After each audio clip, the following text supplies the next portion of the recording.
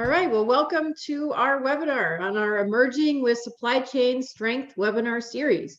We are excited to have John Tulak back with us again, and he's going to talk about what's going on in China and Mexico and probably other places as they all end up relating since we're in a global economy.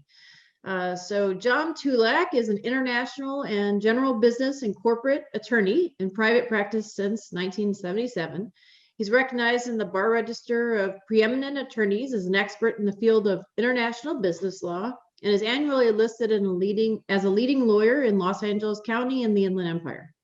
Mr. Tulak's active in all areas of international law, including importing and exporting of goods, agency and distribution agreements, licensing, joint ventures, and infrastructure projects. He's extensively involved in oil and gas, electric power generation, sustainable agriculture, and all aspects of business with China. He even trains Chinese judges and regulators semi-annually on topics relating to the international law and the US law. And he's also he's regularly active in Mexico. And he's also a adjunct professor emeritus of international business law at Cal Poly Pomona.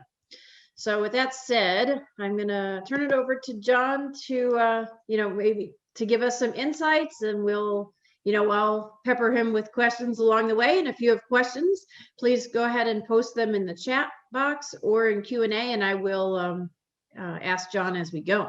So John, there's all sorts of stuff going on in the international world, and especially as it relates to supply chain. So we're really looking forward to hearing you today. So with that said, I'll turn it over to you. All right. Thank you very much, Lisa. I appreciate the opportunity to speak to your group. It's always a pleasure to do that. And, you always wonder how to start it off because, some things remain the same and it feels like you're talking about the same thing again. You're just kind of updating, so nothing's changed here. And yet other things are in flux. And we're trying to figure out just how these things will come together in 2021 as we're coming out of COVID. So and part of it's like reading the tea leaves, and part of it's like parting the curtain, or getting through the fog, or whatever example you might want to have. I guess probably the one that would be most obscure of all, I love the band X, which is a punk rock group from Los Angeles. And on their first album back in 1980, 77, somewhere around there, they had a song that's called The World's a Mess, It's in My Kiss. Now, I had no idea what that song meant then or now, but it just seems to be so appropriate when we look at everything going on in the world today. We think it's a mess. And maybe all we need is love to solve it. And that's where the kiss comes in. But we could certainly, in terms of our trade relationships, and for that matter, our political relationships with other countries, we're in a good position to do some fence mending after a lot of turmoil in the last 4 years, which by no means should be put as sole blame on the outgoing Trump administration. It takes two to tangle, and there was a lot of tangling going on in the world, which of course, brings us to the two main areas of focus for today, China and Mexico. The two countries would never accept this if you were to tell them it, but they're really joined at the hip in a way that they didn't plan for or expect. And the reason that's the case is that China is no longer the low-cost producer of most things in the world. And the low-cost items have migrated out of China, mostly to Southeast Asian countries. Mexico, everybody forgets, has a very, very mature and vibrant economy, particularly in major cities. It has a highly trained workforce. It has a couple of high-tech corridors, particularly in Monterrey, and they're really good at making things. They picked up a lot of manufacturing capacity that China lost. That was higher end, because when you take the all-in cost of the cost of manufacture and the cost of transportation, Mexico has been on parity with China for many years in a lot of sectors. And so when we think about resiliency of supply chain, diversifying the supply chain, we ought to be thinking about Mexico as our #1 alternative to China. It doesn't necessarily mean entirely replace China, although for some sectors I would certainly recommend that. But it certainly means that China isn't the be-all, end-all place to look anymore, hasn't been for a long time. And Mexico is right next door. We have a lot of favorable ways of doing business with Mexico, courtesy of the US MCA, excuse me. And so we should take advantage of it. And so the rest of the comments this morning or this afternoon are kind of in line with considering Mexico as a viable alternative for your business, for your clients' businesses. And it's a way of shortening supply chain, potentially making it much stronger than it might be currently if you're relying on long distance. Certainly, if you're sole sourcing still, I do not recommend that, if there are alternatives available. And so look for those alternatives. If you have not ever done any business in Mexico before, we have an outstanding embassy and some multiple consulate offices in Mexico. The commercial attaché in Mexico is one of the strongest attachés among all in our embassies around the world, and they're there to help you. So if you don't know what to look for to start, contact the attaché and say, I need a sector report, and you'll get one for under $1,000. That will be very detailed and specific, and the more information you give the attaché representative, the more specifically they can tailor that report. It's a good way to start researching what your options might be in Mexico.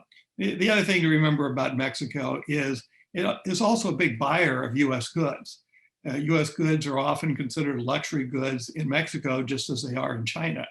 And so since most of those goods are going to freely flow in both directions, it's an open market. It's an open opportunity to expand places to sell. One more thing I want to mention about Mexico that I just found out, and it's encouraging to me, and I'll give you a story why. In the last 5 years, in terms of political offices, the number of women running for and winning has risen dramatically in Mexico. Now, that's an amazing accomplishment in a short period of time when you consider how sexist the Mexican culture is once you get out of Mexico City, and in more recent years, the other major cities. It's like going back in time. Back in the 90s, when NAFTA was first ratified, a woman from Mexico City was on the negotiating team for Mexico. She was high-powered. She was an amazing woman. And we hired her to be a lobbyist for us. The company that I was representing did satellite antennas for Earth stations. We also were a reseller and put in Earth stations. And we were part of the broadband revolution before there was a World Wide Web.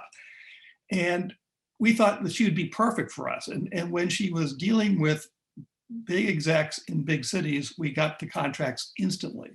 When she went to the smaller cities, she was literally asked to cook. It's like no one took her seriously. It's like, well, why are you here? You should be in the kitchen. And it was insulting to her. It was dismaying to us. And she finally resigned. She said, I'm not doing you any good. And we were really heartbroken with that. So it's encouraging to see that improvement. Mexico historically has been slow to change in a lot of ways, but the pace of change has accelerated rapidly in the last two administrations, not all of which is good, but it is change at a pace that Mexico isn't used to. And so you will see some rough spots. You're going to see some incongruities and dislocations and things like that as Mexico develops. The Obrador administration, frankly, in my opinion, is going backwards. on a number of things, particularly in the energy sector. It is trying to make a silk purse out of a sow's ear with Pemex. Pemex is not going to get better simply because the government's going to lend it more money. The 4 refineries are on fumes. It's amazing one of them hasn't exploded by now. They're so badly behind. Well, and John, there's a question about that, just the energy sector topic in Mexico. So I may as well ask you, since you just started on it. You can fit it in wherever as you're talking here. But he asked if you're familiar with the new energy law passed recently in Mexico, and if so, what's your opinion on how it almost eliminates the use of clean energy and how it would affect the relationship with the new administration concerning global warming? Yeah, that's exactly where I was going. It's a major step backwards.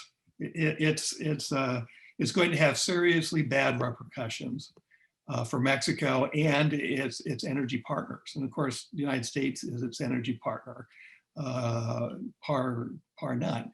The fact of the matter is Mexico doesn't make enough refined product to handle the need. So it's importing larger and larger amounts every year of gasoline and ultra low sulfur diesel, most of which is coming from the United States. At the same time, Mexico makes it hard to get a permit. And even though it's supposed to be an open process, the reality is that they're still protecting Pemex, and it's not. The pipeline, was one of the first things Obrador did was shut down the few pipelines that actually carry anything because the bad guys, the criminals, were siphoning too much out of it. The corruption still exists in Mexico. Surprise. And it's most rampant still in the energy sector. And a lot of it, I'm not going to say is well intended, but it's because it's not, but it's designed to prop up that which is no longer worth propping up anymore. And that's the old system of energy and energy regulation Obrador wants to go back to. And it isn't going to work. It's going to hurt Mexico seriously. Foreign investment in the energy sector has already dried up. And there was such promise for opening up fields for foreign investment because Mexico needs new oil fields in production. That's been virtually halted. Selling directly to the government agency for power, totally corrupt process. You can't get in no matter how competitive you might otherwise be. And so this hurts the Mexican economy as a whole. It's a dampening effect. And we know that modern society, modern economics runs on energy. Everything runs on energy. If you don't get it, or you don't get it reliably, or you pay too much for it, it holds you back in every other sector. And Mexico's got enough issues without adding that back when it was moving in the right direction for some time. So, bummer. That's right. My answer to a short question. The last part is I am still studying that to look at other effects. As Lisa knows, I am one of the attorneys for Hyundai Globus. Hyundai is loved in Mexico. It's a global country. Its industrial division does a lot in Mexico. And we export some oil from Globus to Mexico. We do the fuel management for. So I have to follow the energy sector very, very closely. And it's a mess in Mexico. And it's all self-inflicted, and that's a shame. So speaking of the energy sector, let's turn to China a little bit. Let's lead off with the energy sector in China. China, of course, is the only country that managed to have positive growth in 2020. It had the classic V-shaped recovery after the coronavirus lockdown. And yes, they have sporadic lockdowns in parts of major cities, but their official rate of growth last year was reported at 2.9%.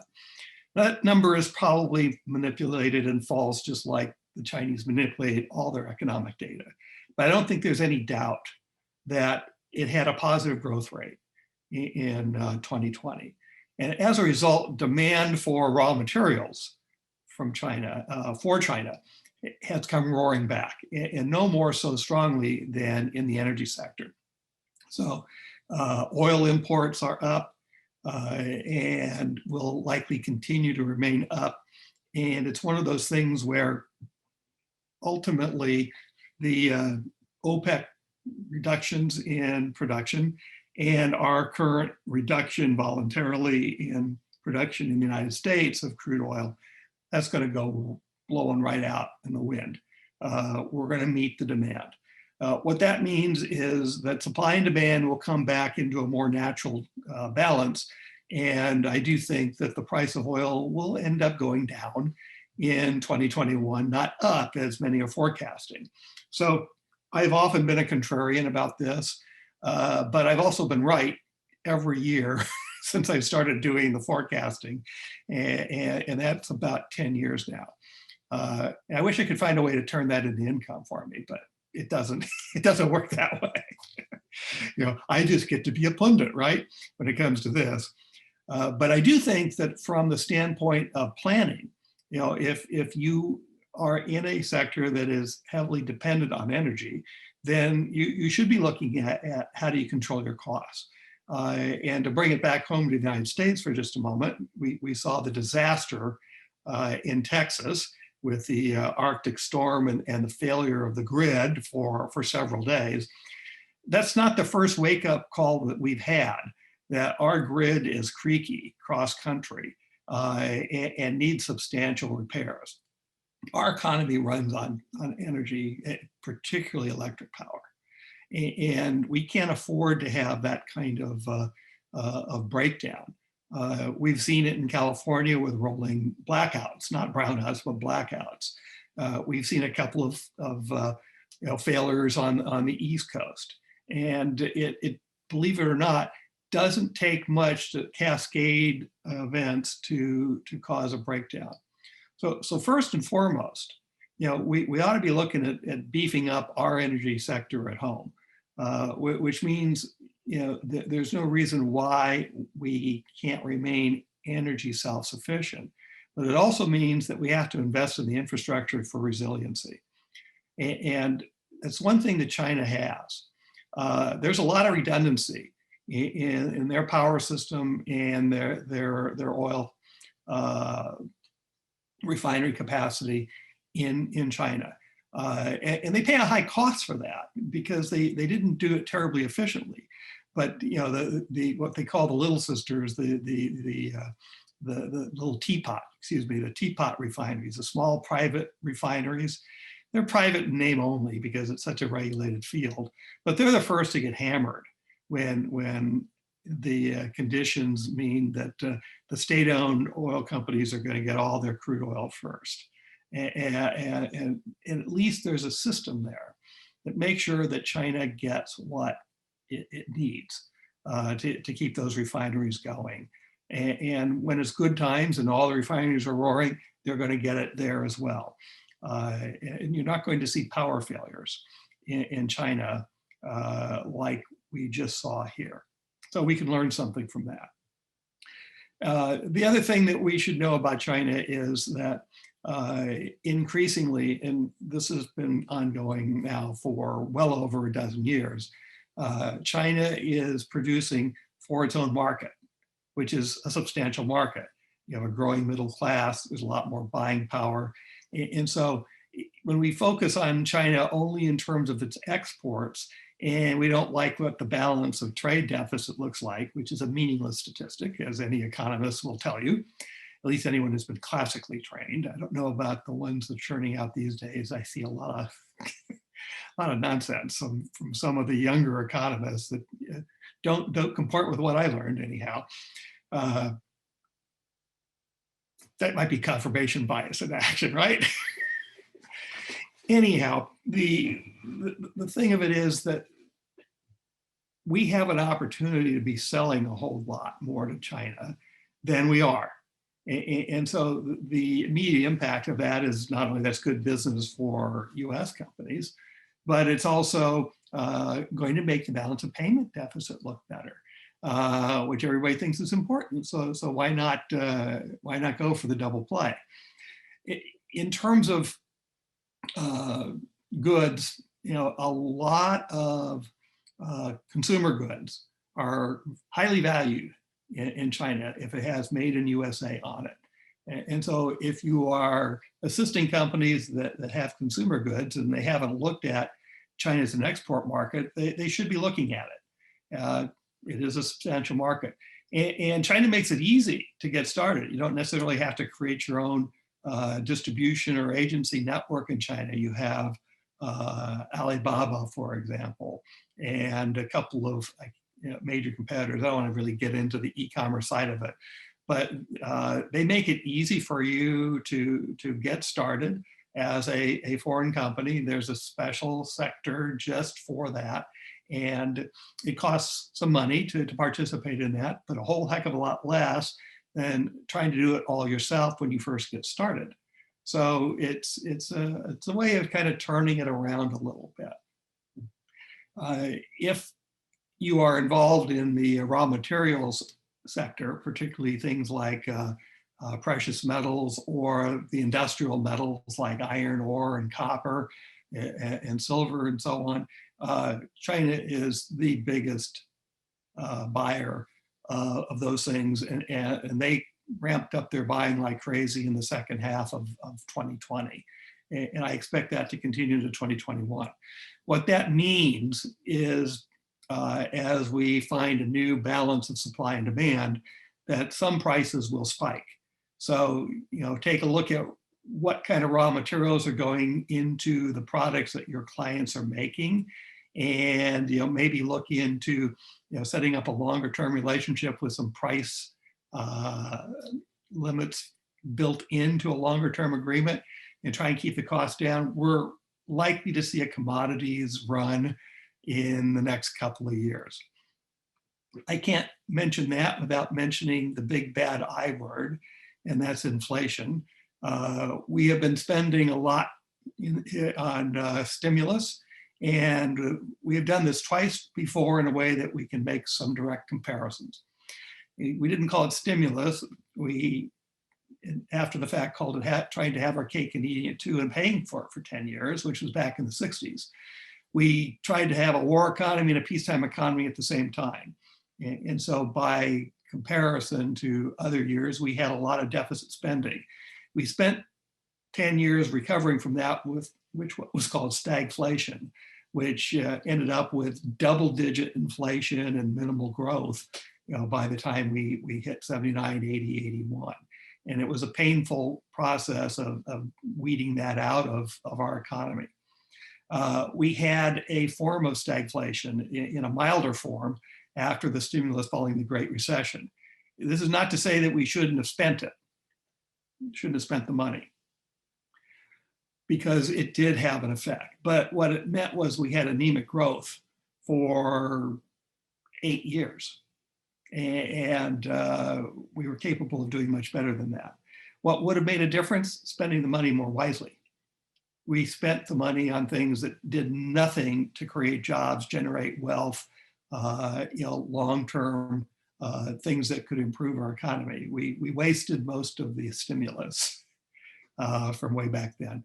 Now, someone who was the recipient of it, particularly people in public unions and municipalities would say otherwise. So I definitely recognize that it helped save people from bankruptcy and so on, but the economy as a whole paid a heavy price for how we spent that money. And we're about to make the same mistake again. The $1.9 trillion bill has a lot of deferred spending, so we're not even going to spend it right now, which makes me wonder about how some of this is supposed to work. Why does this matter relative to China? It's because the biggest buyer of treasuries historically for a lot of years has been China.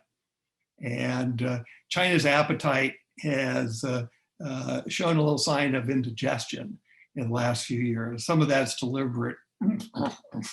well, they'll reduce the amount of purchasing for a little bit of time just to kind of send us a little message. But there is no question that China's alarmed about our spending habits. And that may ultimately mean that it's reflected in what they do in the way of literally propping us up in our spending habits by their purchase of treasuries. I'm not concerned about that yet, but I flagged it. And you should flag it too, because it will be something that your clients have to factor into their cost of doing business. I don't expect inflation to be immediate, but I do expect it.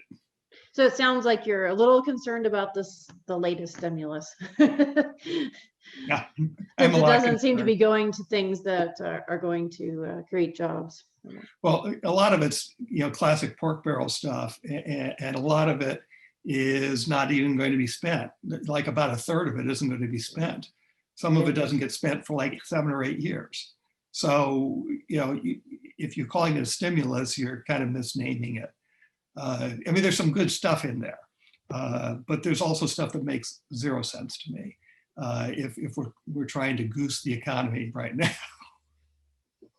which I don't think it needs it actually, and that's another story.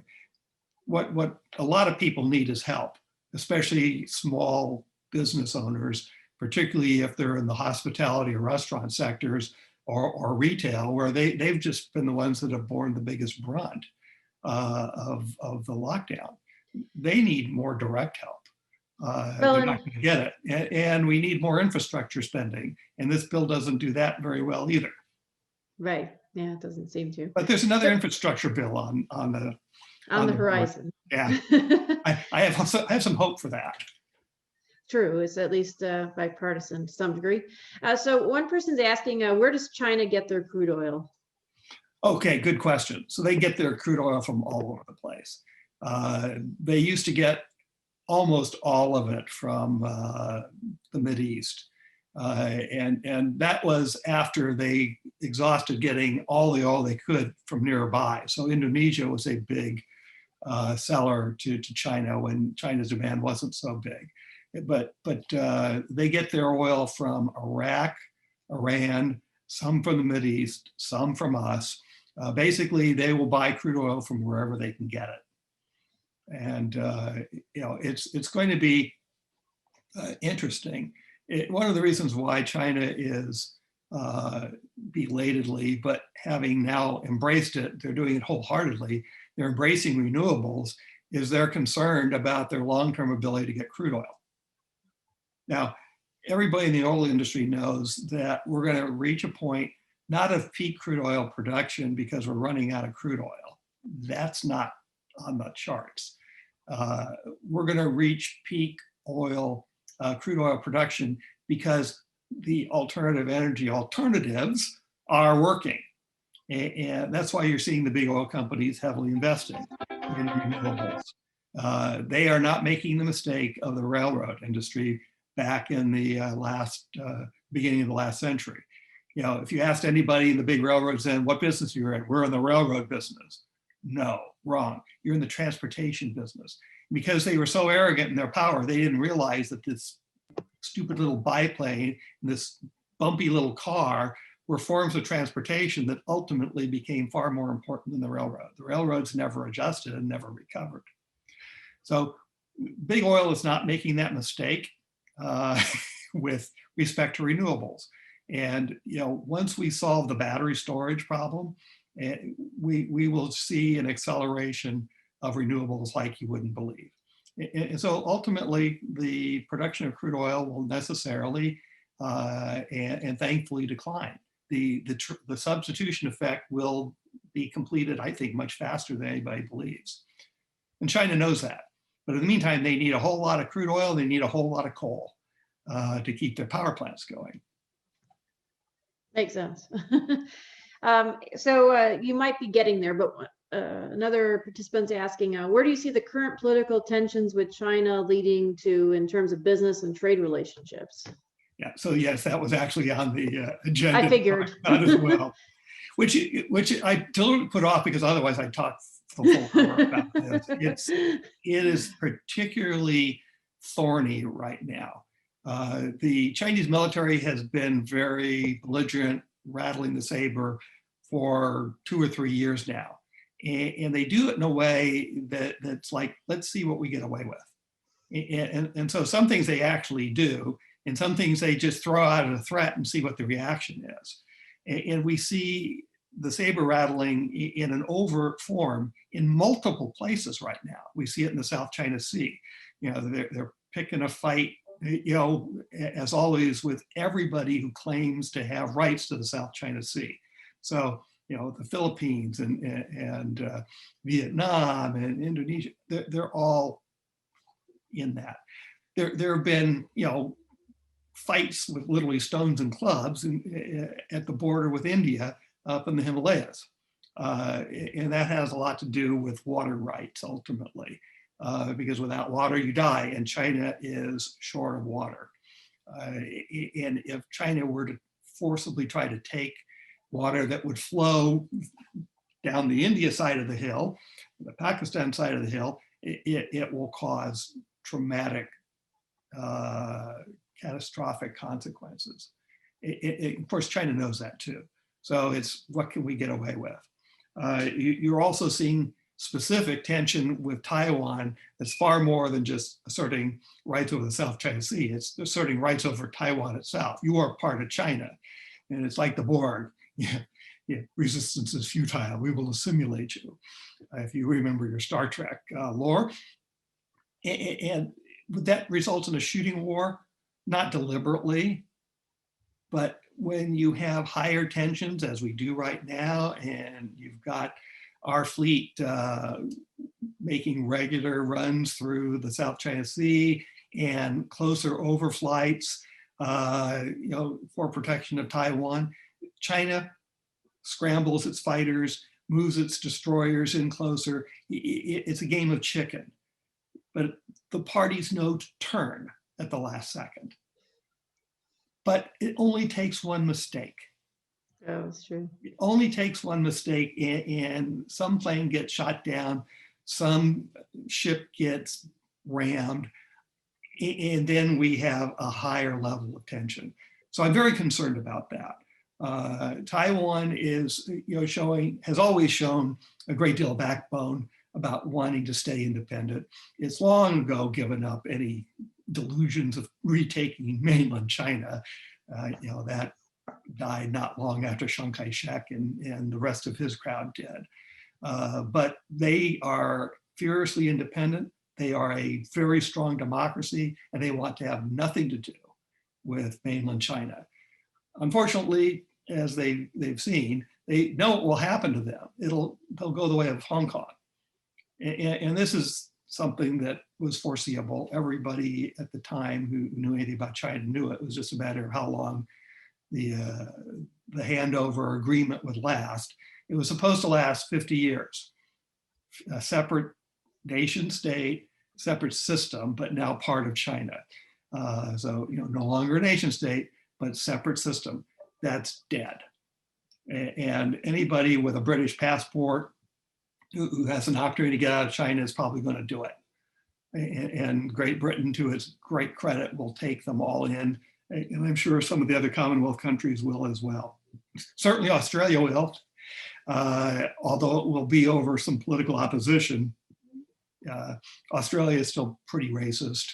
And a lot of that racism is directed against the Chinese. But all of Australia is fed up with China. China's been trying to bully Australia.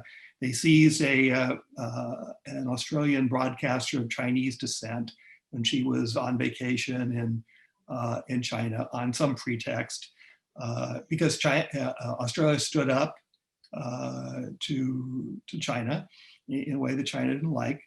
So this is not a time that I recommend, even if we had no travel restrictions, it's not a time that I would recommend that Americans go visit China, you know, unless you absolutely have to. You know, when tensions are high and you're an American, you're a target for anybody who doesn't like Americans, wherever you go. But, you know, why go where, you know, there's more overt hostility than not? My rule is never to travel to a country where they don't like Americans and where they solve their problems by shooting at each other. And so, you know, I'm still here. Right. Well, and it seems like that's true from what you've been saying about if you're looking for places to source, it wouldn't really, I mean, by no means should it be China. And it sounds like you should be looking at maybe getting out of China to the degree you Absolutely. can. I've been recommending that for years, if not entirely, which may not be possible, especially Right. a company that might have built up a lot of infrastructure, manufacturing capacity over there, has a lot of tool and die stuff, where it would cost quite a lot to relocate that. Because I would say good luck trying to move that stuff out of China. I doubt if they'd let you. I really Yeah, I do. doubt it. But if you don't have that kind of investment there, I would certainly be looking at the resiliency aspect. Don't be sole source on China. Get some other manufacturing going. Yeah. And Well, and there's that privacy law you've brought up before. I don't know if our readers are or listeners are aware of it, but basically it sounds like pretty much anything you send to China can be seen by the government. So that's right. Anything regarding your banking can be seen in a different way. And anything that you communicate with whoever you're dealing with in China, if it's on a Chinese server and it's a Chinese company, it's on a Chinese server, the government can come in and look at that stuff at any time for any reason, no notice, no pretext, no ability of the Chinese company to say no, no ability of the US company to say no. And so it's one of the things that I tell people is, if you're storing all your stuff in the cloud, you should know where your cloud is. yeah, Because very true. cloud farms are all over the world, including, massive ones in China. Yeah, that's a very good point because they could just decide to take you off too. So there's folks asking, are there U.S. trade limits on selling to certain Chinese companies currently? And this is a major impact on one of our clients who makes consumer products. Do you expect those limits to stay in place? So that's a good question. The easy answer is technically no, not a lot. The reality is there are all kinds of informal, unannounced, and unknown barriers that arise only when you try to do something. So, example, when the trade war, tit for tat stuff started, and before the tariffs really started escalating, one of the things that China started doing to US companies was simply holding your goods in port and not releasing them. And it was random, or seemingly random, because there didn't seem to be any rhyme or reason why this consumer good as opposed to that consumer good. But one specific example was pet food. If the pet food was coming from the United States, it wasn't getting out of the port. Now, that's one thing if you're selling kibble. Kibble's got a shelf life. Say, okay, I can outlast this. But a premium dog food company had actually made a deal to send over a trial shipment of their fresh food, their fresh dog food. And it would have been held up and it would have all spoiled had they actually made the shipment. As it turns out, I had just randomly found out about some of these things were being blocked, and I had a connection with this particular company. And I said, hey, are you planning to send anything to China? Are you planning that? And he said, yeah, we've got a shipment ready to go. I said, don't send it. So, that was just gratuitous service, but it saved them that entire shipment. Wow, interesting. So you have to check. You have to see what's being held up, what isn't being held up, what may be requiring a permit that didn't require a permit before. And usually, if it's a permit for an import, it's issued to the party that's doing the importing. So your ability to get things through will depend very much on who you choose to be your counterpart on the other end. And you have to make sure that their permit is validly issued and it was issued directly to them, because there's a brisk black market in permits, import permits, which is illegal. It's a criminal economic offense, which they haven't done lately, but they have been known to find a few people who have violated something like they did a few years ago for sugar quotas and permits, and they just pick you up and shoot you. So, your importer is here today and he's resting in peace tomorrow. Wow. So again, that hasn't happened on that economic front in the last couple of years, to my knowledge, but that's how they enforce things when they decide to get tough on something. Right, but they always could, I suppose. Yeah. Connected with that is corruption. Xi was, of course, committed to ferreting out corruption in China. That was one of his claims to fame when he first took office. And he's done that, but he's replaced it with his own cronies. China is a mercantilist economy and is run on crony capitalism. The state-owned enterprises are protected, and the military is protected, and the Communist Party officials and all of their machinations in the economy are protected. And so you don't do business in China without realizing where they fit in, because your business won't be successful if you run afoul of any one of those connections. And so it's just the replacement of one form of corruption with another. It's like the old politics joke. The guy makes a mistake, he's asked a question, and he answers it. He says, for 30 years, the incumbent has lied, cheated, and stolen from the American people. Now it's my turn. Oops. Very true. Well, it does look look like about Mexico too. Yeah, well, true. Although it does sound like Mexico has less issues than China, for sure. So I don't know if you can do this kind of briefly or not, but someone's asking about the long-term effect of China's Belt and Road Initiative. However, I think before you answer that, you kind of would have to tell us what that is. Okay. At a high level anyway, if that's possible.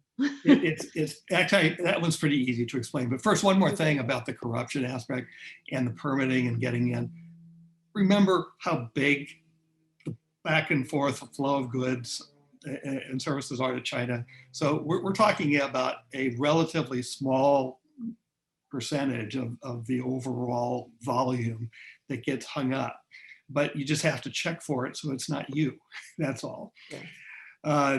Belt and Road Initiative is a very ambitious project that kind of formalized what China was doing anyhow. And it was making low interest, no interest, very favorable terms to allow Chinese contractors to build big projects in other countries. And so it was a way of exporting services, contractor services, even personnel, to keep the big operations at work. And so lots of countries signed up for these things, including countries in Europe, Italy, several projects in Italy, including the port in Genoa. But you got to read the fine print. If you default on the loan, if the loan with payback terms, which most of them are now, they can take over the port. And when you consider how poor Italy's finances and economy has been in recent years, scary. The risk of default in Italy or in Greece would be fairly high. South America doesn't want to have anything more to do with Chinese investment. They've learned their lesson. Africa has learned, to its chagrin, that beware of Chinese bearing gifts. There are all these strings attached to that. The Belt and Road Initiative is about exporting power.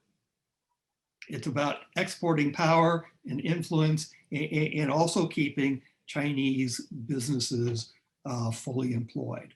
And it's worked pretty well, but the rose-colored glasses aren't being worn by anybody anymore. Everybody is seeing what the negative effects of this could be.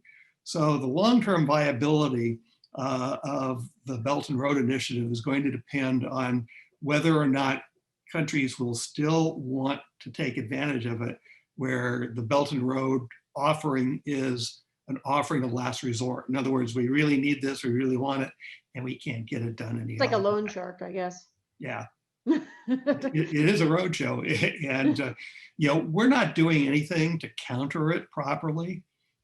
We have really allowed our influence in terms of reaching out to other countries to wane. We make our foreign aid seem like it's a sufferance as opposed to something we freely choose to do. Our Voice of America, network doesn't deliver the same high quality of news, and trying to get the real news into areas where censorship may restrict. I mean, that's what helped keep the hope alive in the Soviet Union and all the Iron Curtain countries. Was Voice of America always got through on shortwave, even though it was illegal to listen to it. They got the real news that way. And we're missing a lot of opportunities to counter this kind of initiative with initiatives of our own. Why aren't we making it possible with our policy for the Parsons and the Fleurs of the world to be getting these projects? Instead, same like the EU, almost, we try to compete solely on the merits. The EU actually is far more aggressive in promoting policies that would provide incentives for their companies, within the EU to get those jobs in developing countries. So that is weird. I don't know missed why we opportunity. wouldn't do that. Yeah, it certainly is. That's crazy. And of course, this doesn't make the news. This is the stuff that's all behind the scenes. I should add in that regard that it's going to be interesting how the Biden administration mends some fences with our allies in particular. I do expect that we will see a return to more normal diplomacy and relations with Europe. I am hopeful that the positive steps that happened in the last few years in the Mideast with Israel, with the Saudis and so on, can continue, because that is a definite counterbalance to Iran. And at least for right now, you're seeing that the Biden administration is still mostly hawkish toward China. It'll be interesting how long-term the policy shapes out, because there's an interesting mix in the Biden administration of hawks and doves. And so it's really hard to predict where our foreign policy is going to go in all directions. But for at least right now, relative to China, the hawks are having their way, which I think by and large is a good thing. On the other hand, there will be a great deal of incentive to try and bring down the tensions. Yeah, it makes sense. Let's see. So there's a few others here. One's asking about China. Do you think China will do the same thing to Taiwan as it did, I think, as Hong Kong? If it takes it over, yes. And it would be immediate. So it would be, it would likely start a shooting war, because Taiwan wouldn't go down without a fight. And then what are we going to do? And if we don't do anything, then we've lost faith with every ally that we have. We don't honor our treaty. Right. Yeah, I should say treaty. We don't honor our commitment to protect Taiwan. Right. That's true. It's a good point. And then another one related to China, and then there's one about Mexico. So what is the market potential in China and the entirety of Asia versus the risks of producing there? Well, as a market, I think that you have an opportunity throughout most of Asia. Again, US goods have a cachet in other parts of the world. And so it's a matter simply of taking advantage of that initially, and finding the way to get into that market. China, by far and away, the biggest one of all of them. So yeah. It starts with market research and seeing what might exist in that particular space that you're in. So what's your local competition? What's your foreign competition? Is there a price point to be hit? All the usual things. Yeah. That would go into market analysis. It just because it relates, it's so close, but Vietnam has been increasing in manufacturing for quite some time here. Do you see, I know that they're close to China in proximity anyway, so that could be a problem. Do you think that they'll continue on being a better opportunity or better option? Yeah, so Vietnam and China, no love lost between those two countries.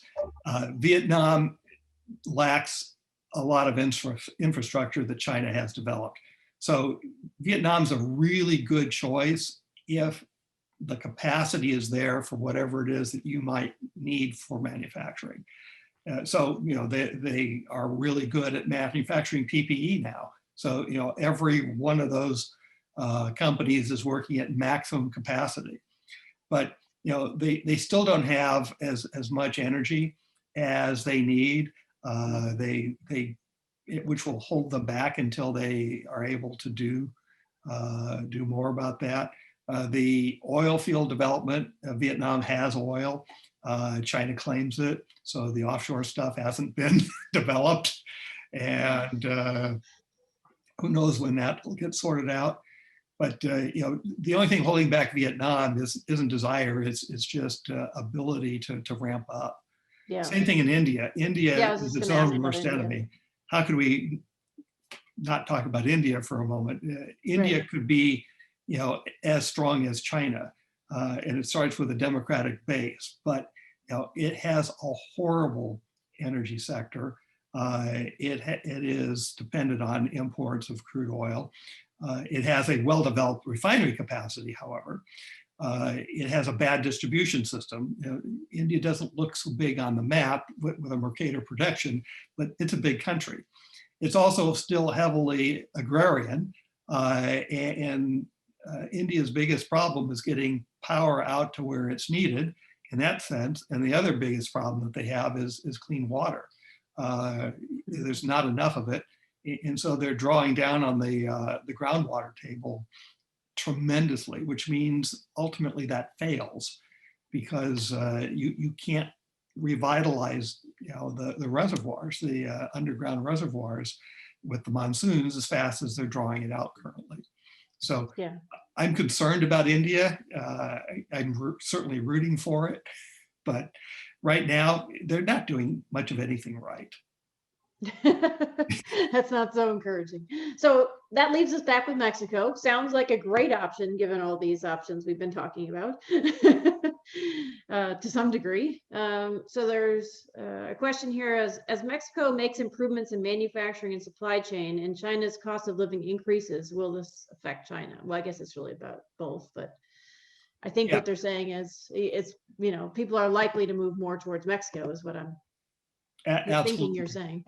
I think Mexico, as the years go by, unless it manages to really hurt itself more than it's currently doing, will continue to be a viable option and will continue to improve as an option relative to China. Yeah. So I do expect that to continue. So Mexico's already gained a lot at China's expense. So have all the seven sisters, the smaller tigers of Southeast Asia. Yeah. India, especially India and Vietnam, right? Vietnam, definitely. India, of course, we forget, India turns out more engineers and more computer science people than anywhere in the world. And so this has become an IP headquarters. It's a place to take your IP and have it developed, where you would never want to take that to China. They'd just steal it. Yeah, right. Very true. Not that someone wouldn't try in India, but at least you have laws that you can really go to the courts and enforce, where China's just beginning to learn how to enforce IP law in the courts there. The judges have been given a brief simply because Chinese companies are coming up with more and more of their own IP, and they're saying, hey, other Chinese are taking our IP. Yeah, I mean, we looked the other way when we were taking other people's IP, but we don't want Chinese taking our IP. So eventually that problem gets solved. It's just not being solved fast enough. Right. It's a major topic every year when I train judges, Chinese judges here. That's something that we talk about, is how that's going in Chinese courts. A lot of those don't even get to Chinese courts because the regulators in China have a duty to protect IP internally. And so they resolve some of these things. I see. Yeah, it doesn't surprise me. There's one other questions, and then we'll see if you have any summary thoughts on either on China and Mexico.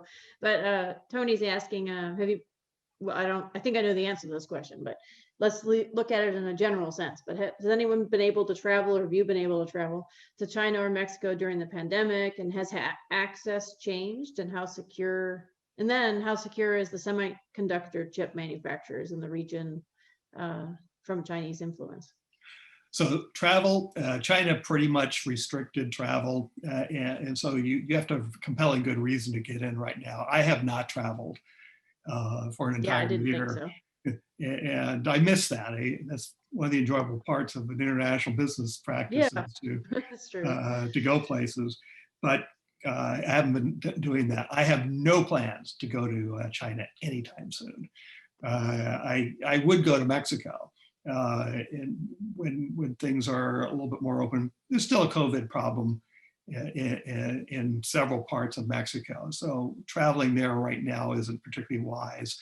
I have just gotten my second vaccine dose, so I'm feeling Nice. like in a couple of weeks I could probably go somewhere, but I'm probably not for a while yet. The semiconductor question is probably, I'm glad somebody raised that, because that's a critical question. We really made a mistake in, we have been the ones who developed all the significant IP for semiconductor production. We still lead the world in semiconductor design, but we have no ability to make anything we design. None. We have outsourced it all. Fortunately, one of the best places for semiconductor production is in Taiwan. But the rest of the really top-notch production of semiconductors is China, which means that we are pretty much solely dependent on China for semiconductor production. That's horrendously wrong. At whatever cost, we should be back in manufacturing for critical needs, have enough capacity to manufacture for critical needs, what it takes for running things in this country. Now, when you consider that we're moving toward the Internet of Things, which means we've got this stuff in everything, that means that we have to make choices about what we would have priority for local production going for. Obviously, it should go for national security. We ought to be also seriously asking the question, how much more value is there to putting a chip in our refrigerator versus places of greater need? Yeah, I'm not saying don't do it. I don't want to sound like I'm a reactionary. I'm not at all. But I do think in terms of how we might prioritize use of technology, maybe we're producing some things that the market, if it's really asked us, we don't really want that all that much right now. Just a thought. Yeah, exactly. So, John, is there any, someone asked about USMCA. I know you addressed it slightly, but maybe in a wrapping up comment here, you can mention that as well, and we'll go, I'm sorry, mention what? USMCA. And yes, MCA. So it is NAFTA 2.0 for the most part. It means predominantly open borders in both directions, Canada and Mexico. It means that we're as close to a common market as we can politically accomplish with a treaty. And it means that there's opportunity there. We bring in, these are big trading partners for us. And so you shouldn't hesitate to look at Mexico for something that you may need to have here. And you shouldn't hesitate to look at Mexico for what you might be able to sell, especially if your market is more or less saturated here. Mexico's the obvious next place to go, along with Canada. Canada doesn't have a lot of population, but they have a lot of buying power. And why not take advantage of that? Yeah, very true. Well, so John, is there any other wrap-up comments you have, or it's been extremely informative. We could talk for hours, I know. And you know me well enough that I would do that. So we have to let them go at some point. So I think we just, my take on what you said is that there's a lot of risks with China. From a supply point of view, look somewhere else. And there are a lot of opportunities with Mexico, but of course there are still some risks, is what I'm hearing you say. And so, but it is much more less risky, if you will, than China at the moment. Is that a Absolutely. reasonable summry? That is a reasonable summary. Yeah. And you're closer to the risk in terms of managing them. And of course, you don't have to try and do it all yourself. I didn't mention the Maquiladora program is still going full tilt boogie, not only along the border, but you have maquilas set up elsewhere now too. And you can hire people, but that's all they do is they represent your interests relative to where you're having your goods produced. Yeah, absolutely. Well, thank you, John. It's been most informative, and certainly there's been a lot going on lately in both of these places. So thank you for being with us today to give us the latest update on both China and Mexico, and for those of you who are attending, we have another webinar coming up on March 18th. It's a panel from folks in the PAC Rim area, Australia, New Zealand, North America, and we're going to be talking about collaborative partnerships and where we're going from here to emerge successfully from this pandemic. So join us, and we'll see you then. And thank you again, John, for everything. And join us on our emerging webinar series, and also sign up for our classes. We have several classes coming up for CPIM, CSCP, and CLTD. So thank you.